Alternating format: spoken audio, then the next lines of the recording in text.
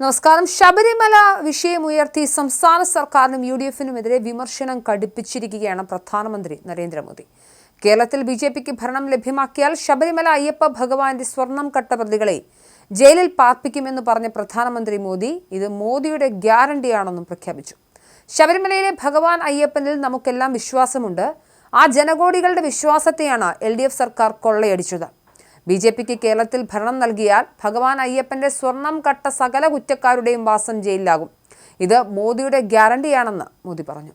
ഒരു വശത്ത് LDF, മറുവശത്ത് UDF എന്ന നിലയിലാണ് നിലവിലെ സാഹചര്യമെന്നും എന്നാൽ ഇനി മുതൽ മൂന്നാമതൊരു പക്ഷം കൂടി ഉണ്ടാവുമെന്നും BJP പ്രവർത്തകരെ അഭിസംബോധന ചെയ്ത് നരേന്ദ്രമോദി പറഞ്ഞു. അത് സദ്ഭരണത്തിന്റെയും വികസനത്തിന്റെയും പക്ഷമാണ്.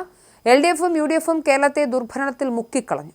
LDF-ന്റെയും UDF-ന്റെയും കൊടിയുടെ നിറം വേറെയാണ്, ചിഹ്നവും രണ്ടാണ്. എന്നാൽ രണ്ടുപേരുടെയും അജണ്ട ഒന്നാണ്.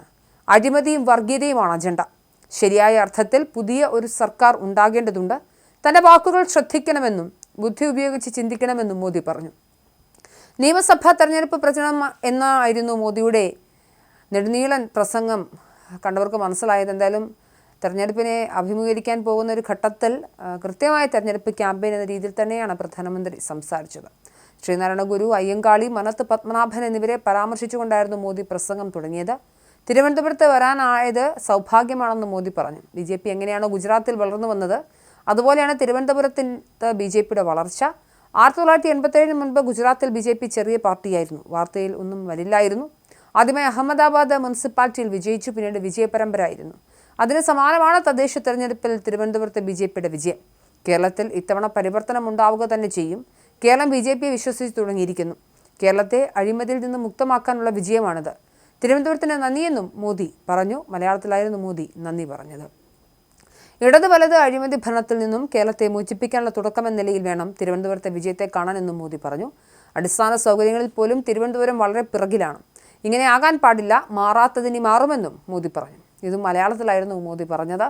തിരുവനന്തപുരത്തെ മാതൃക നഗരമാക്കി മാറ്റും. രാജ്യത്തെ ഏറ്റവും മികച്ച നഗരമാക്കി മാറ്റാൻ എല്ലാ പിന്തുണയും നൽകും. വരാൻ പോകുന്നത് മാറ്റത്തിന്റെ തെരഞ്ഞെടുപ്പാണെന്നും മോദി ആവർത്തിച്ചു. കേരളത്തിൽ UDF-ഉം LDF-ഉം തമ്മിൽ അഡ്ജസ്റ്റ്മെന്റ് രാഷ്ട്രീയമാണ് നടക്കുന്നതെന്നും മോദി ആരോപിച്ചു. കേരളം രക്ഷപ്പെടണമെങ്കിൽ ഈ അഡ്ജസ്റ്റ്മെന്റ് രാഷ്ട്രീയം അവസാനിപ്പിക്കണമെന്നും മോദി കൂട്ടിച്ചേർത്തു.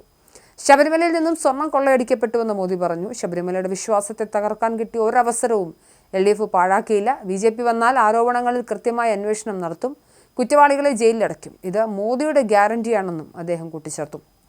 കോൺഗ്രസിനെതിരെ രൂക്ഷ വിമർശനമാണ് മോദി ഉന്നയിച്ചത്.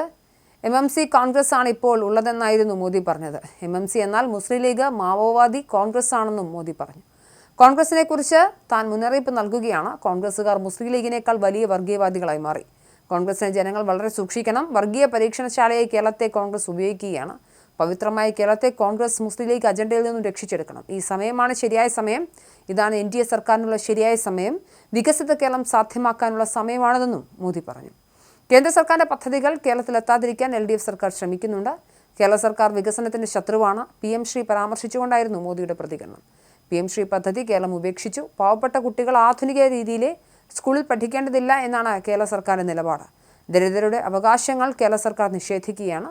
ദരിദ്രർക്ക് എതിരെ പ്രവർത്തിക്കുന്ന ഒരു LDF സർക്കാരിനെ ഒരു പാഠം പഠിപ്പിക്കണമെന്നും മോദി ആഹ്വാനം ചെയ്തു.